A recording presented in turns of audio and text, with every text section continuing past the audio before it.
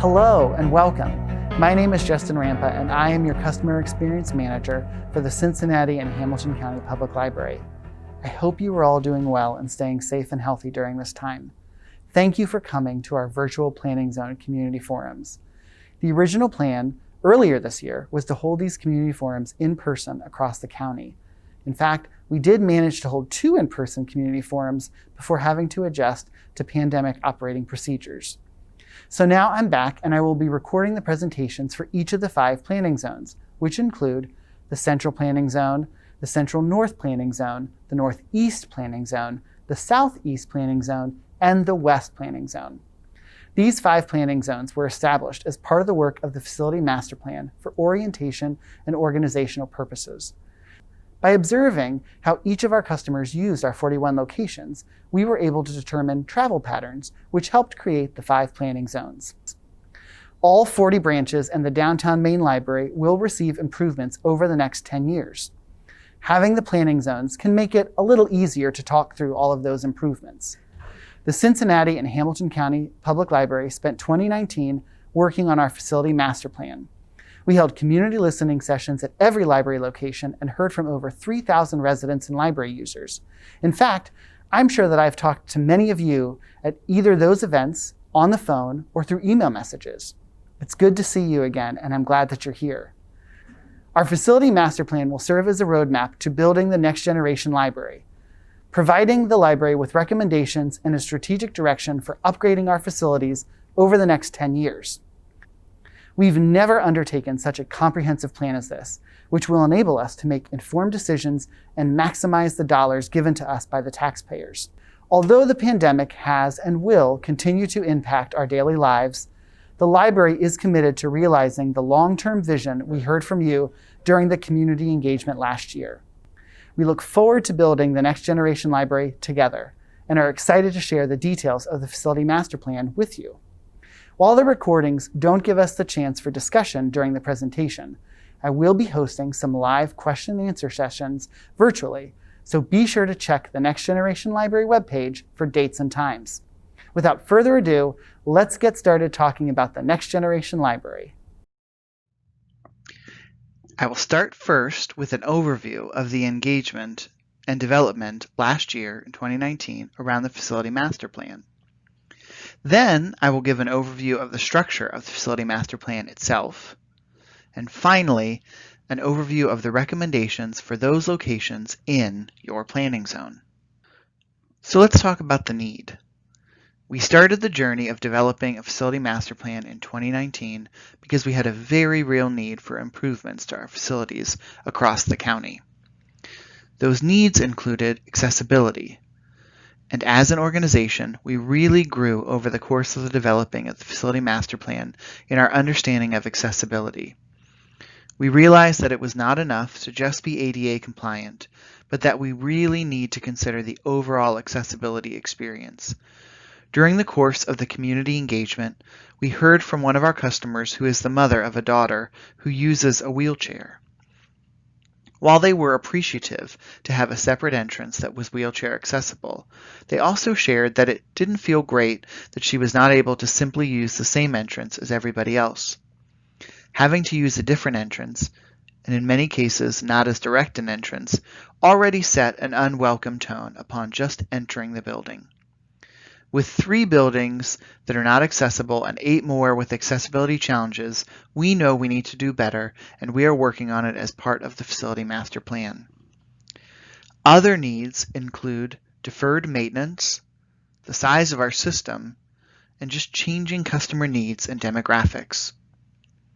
In 2018, we were grateful to all of you watching and all the taxpayers in Hamilton County for passing a $1 mil levy that will provide us with up to $19 million a year from 2019 to 2028 as a great first step in addressing these needs.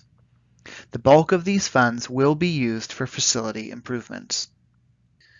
In addition to the passage of the levy, we also wanted to develop a Facility Master Plan as a way to ensure that we are being strategic and efficient with those public funds entrusted to us. I quickly want to give you an overview of the process we undertook in developing the Facility Master Plan. Our Board of Trustees agreed on these principles to guide the process: maximize access, customer focus, equity and inclusion, industry-leading excellence, sustainability, and transparency. With community engagement, we engaged with over 3,000 residents in the facility master planning process. Over 90 meetings, including community listening sessions at each of our 41 locations, 15 focus groups, surveys in both the branch and online. Staff were also engaged throughout the process through staff advisory team, facility master plan open houses and meetings, and facility master plan worksheets. Architects and engineers were hired to evaluate each facility and provide cost estimates for projects. Another key aspect of this plan was to really take a very holistic view of the system and try to consider improvements needed in the context of not just a singular branch, but how we really utilize all 40 branches, the downtown main library, our website and catalog, virtual services, our call center, and our distribution center to meet the needs of the communities we serve. The facility assessments revealed a need greater than anticipated. Total estimated cost to address deferred maintenance, upcoming maintenance, improvements, and upgrades is $300 to $350 million. The $1 mil levy that passed in 2018 gives the library up to $19 million per year for 10 years. Approximately $142 to $157 million will be used for facilities. Because the need is greater than the available funds, to fully realize our vision, the upgrades will take 20 years, not 10. And this assumes no changes to funding levels. And the plan provides a roadmap just for the first 10 years. The legend for the map includes color coding by type of recommendation included in the plan, with also approximate size relationships among the branches. The complete plan is available on the website to view or download and is divided into 3 sections. Section 1 includes a background and the overall recommendations. Section 2 includes specific recommendations across the 3 improvement threads for each branch and for the main library. Section 3 includes a recommended timeline and cost estimates for the 14 design projects. Design projects is a term that refers to one of the 3 threads of improvements which I will discuss later in the presentation. Again, the plan provides recommendations, not decisions. It is a roadmap, not a stone tablet. Some of the recommendations will very likely change over the course of this 10-year project as new opportunities arise, funding streams change, and we continue our conversations with you, our community members. Some highlights from Section 1 include that all 41 locations will receive improvements over the next 10 years. There are no closures or consolidations included in this plan, and the creation of planning zones and library typologies will help assist with more equitably distributing library services and spaces throughout the county. As I mentioned, there are 3 types of improvements. Strategic investments will be tailored to the specific needs of the community, and staff and community input will be gathered to inform decision-making. It is worth noting that in early March, prior to having to pivot and adopt a pandemic operating procedure, I held a strategic investment workshop with the 26 branch managers whose locations will be receiving this type of improvement. While the pandemic has put this effort, as well as so many other things, on hold, we will soon pick up the threads of the work done earlier in the year to further develop strategic investments across the system. The second type of improvement is capital maintenance. Capital maintenance is scheduled for 10 branches, but if something unforeseen comes up, like the air conditioning breaks, there are also funds budgeted for emergencies such as those. There are 3 types of capital maintenance. These include end-of-life cycle replacements. The first category of capital maintenance are systems that are at the end of their life cycle. These involve systems that directly impact keeping the facility safe, warm, and dry, or are extremely inefficient to operate. In 2020, we began the process to replace the HVAC system and upgrade lighting at your North Central branch. Although due to supply chain issues related to COVID-19, this process is taking longer than expected. There are several other HVAC replacements planned for between 2021 and 2024, which include College Hill, Marymount, Mount Washington, and Wyoming. The second category of capital maintenance is capital repairs. This includes both planned and unplanned repairs that are necessary to prevent additional deterioration or damage to the property. The Facility Master Plan includes a contingency to address these projects as needed.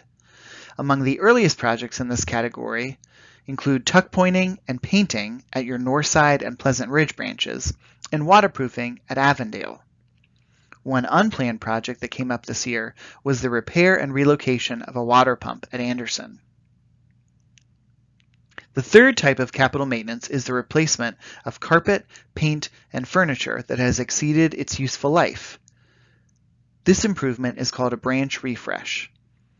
8 locations have been prioritized for carpet and paint during the first half of the Facility Master Plan from 2020 through 2024.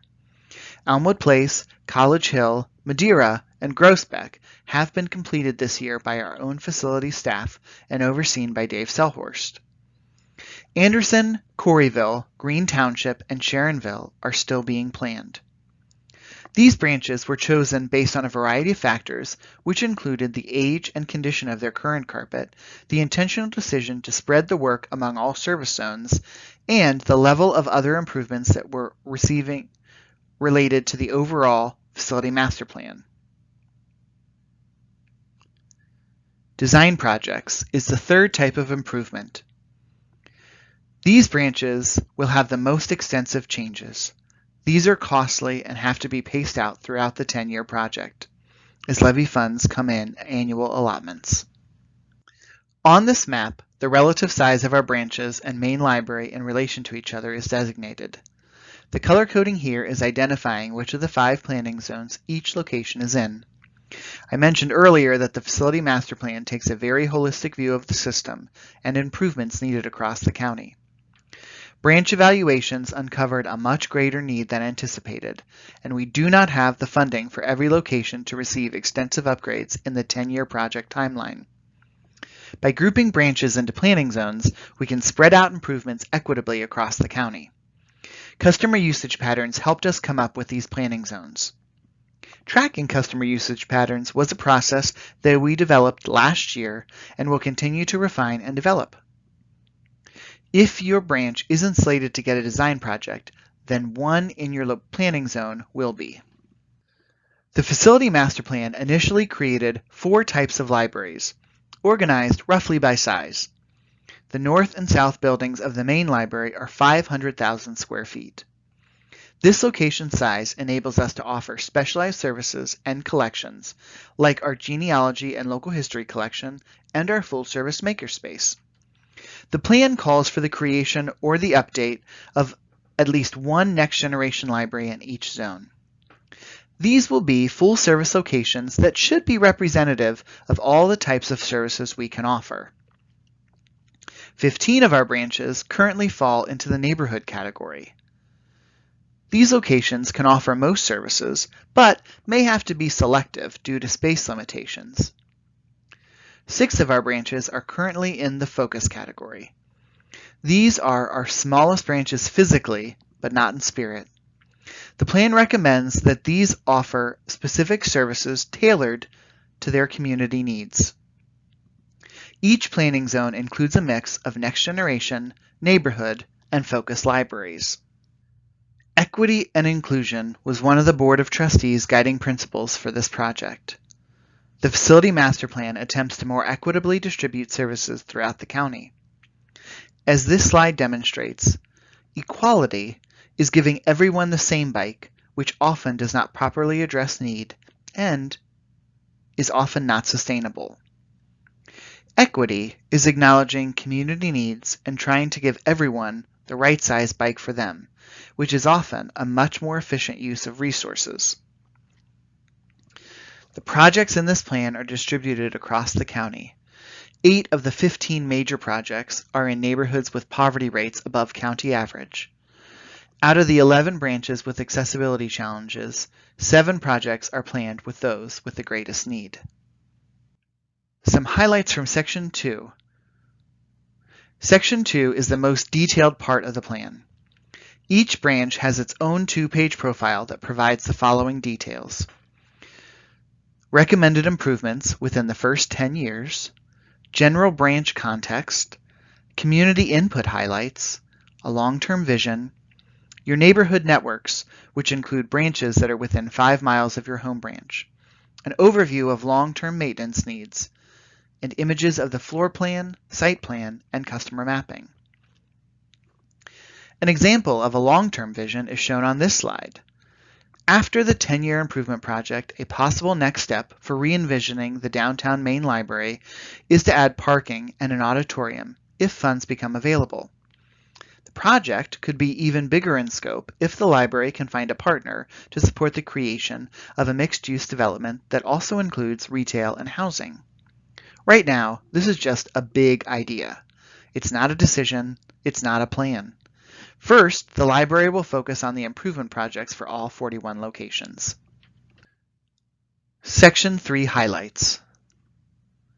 Section 3 of the plan focuses on those locations that are recommended for a design project by detailing site selection criteria, sequencing the cost estimates for the 14 design projects, and project budgeting. The image on this slide is an example of what a layout could look like for a next-generation size library. It incorporates what we heard from the public: designated but flexible spaces for different age groups, meeting and study rooms, and increased access to technology.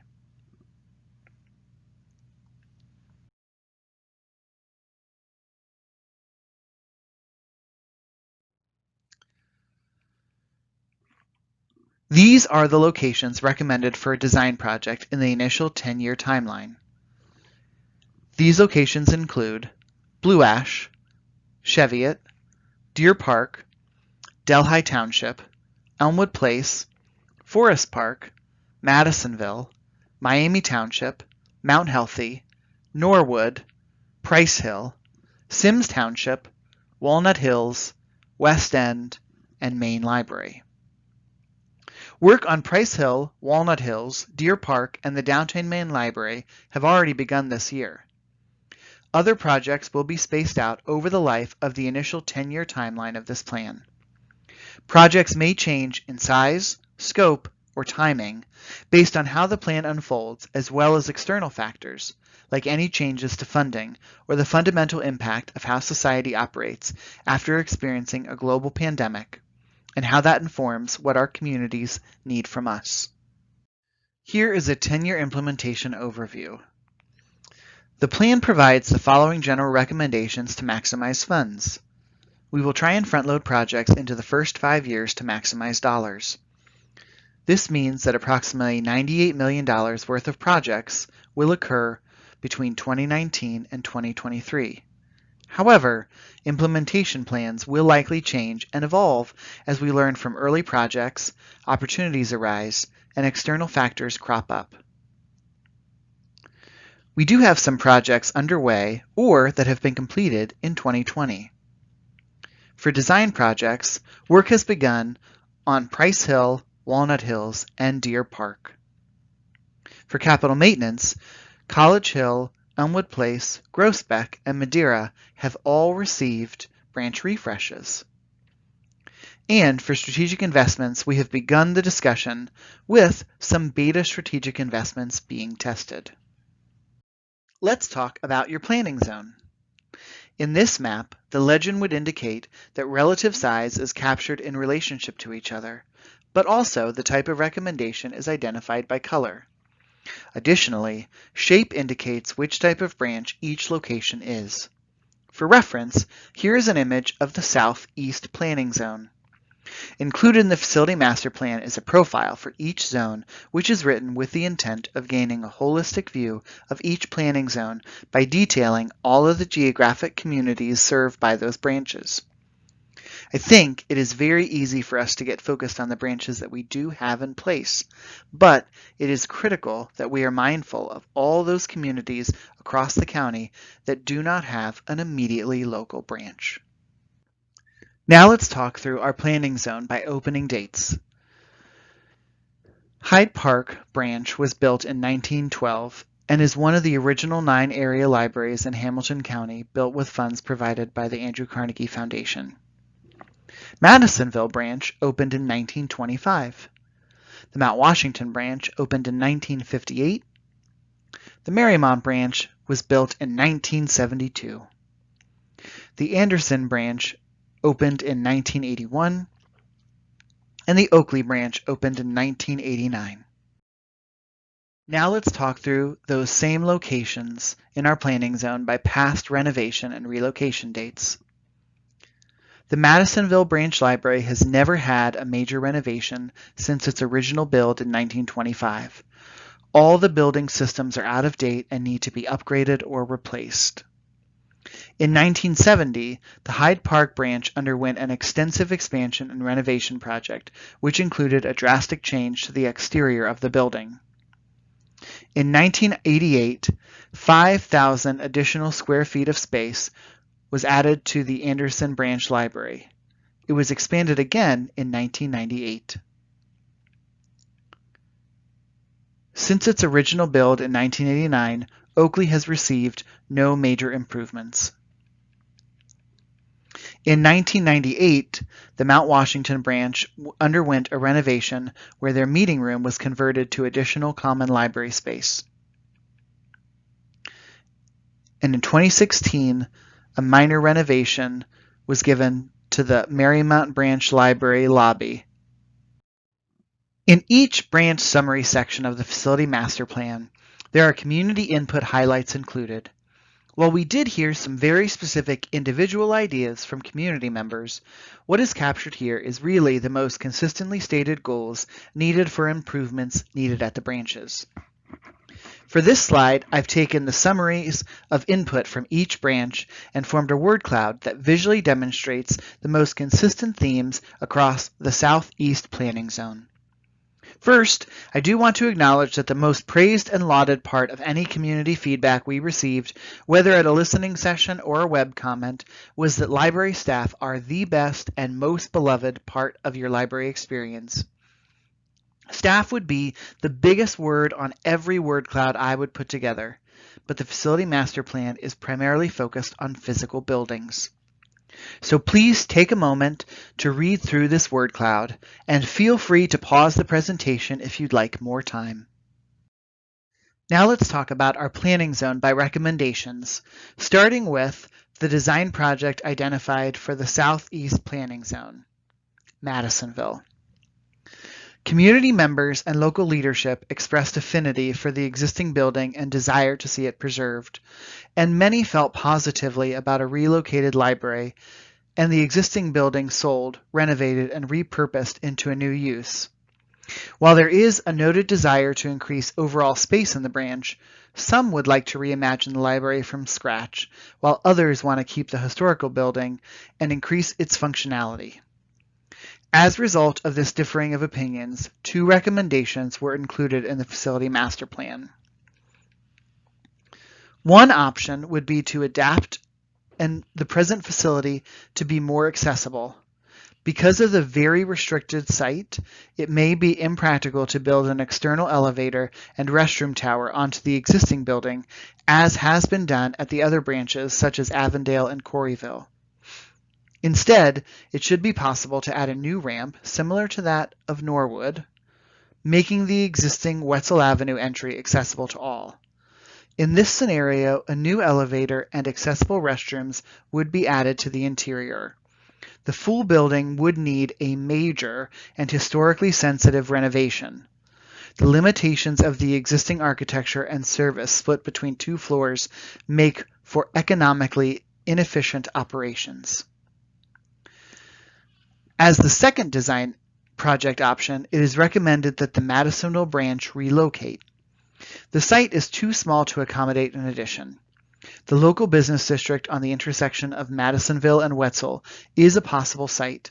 This development is a multiple phase process with a myriad of opportunities for the library to occupy space in it. Currently, the library is pursuing the second design project option, which would see a new Madisonville library as part of Phase 3 in the development on the intersection of Madisonville and Wetzel. While it would be several years before we see that new build project completed, it does also give us time to strategize on how best to address the desire to see the existing building sold, renovated, and repurposed into new use. Moving over to capital maintenance, some end-of-life cycle replacements have been identified for the Mariemont branch and the Mount Washington branch regarding their HVAC systems. An unexpected capital repair and relocation of a water pump at the Anderson branch did occur, and also, while trying to get a drive-through on the east side early in the pandemic when we were only open for curbside or drive-through service, a drive-through was added to the Anderson branch, which has been incredibly successful. One more capital repair has been identified for the Hyde Park branch, who needs its elevator replaced. Moving down to strategic investments, as a recipient of a strategic investment, these branches have an opportunity to improve their existing facilities and enhance service. A process led by library staff with community input will identify how this investment should be made at the Anderson branch, the Hyde Park branch, the Mariemont branch, the Mount Washington branch, and the Oakley branch. And as a reminder, progress has already been made on the facility master plan in the Southeast Planning Zone, with the capital maintenance that occurred at Anderson, and with some preliminary discussions around Madisonville entering Phase 3 of the development around the intersection of Madisonville and Wetzel. Although we had originally planned to have multiple in-person events as a way to engage with the community around the facility master plan, we have pivoted to release virtual planning zone presentations for each of the 5 planning zones, including the Central Planning Zone, the Central North Planning Zone, the Northeast Planning Zone, the Southeast Planning Zone, and the West Planning Zone. We also plan to host live Q&A sessions starting in December, so please check the website for those details. We have a live Q&A session scheduled for December 10th from 6:30 to 7:30 in the evening. Speaking of the Next Generation Library website, this will also be the landing spot for information regarding current projects, completed projects, and future projects. The URL is https://www.cincinnatilibrary.org/nextgenerationlibrary/. I want to thank you all so much for attending this virtual planning zone presentation and sharing your time with me.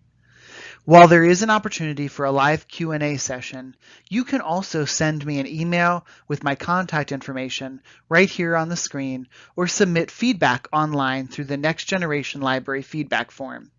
I'd love to hear from you. Again, I hope you are all doing well and staying safe and healthy during this time. Take care, and I'll see you soon.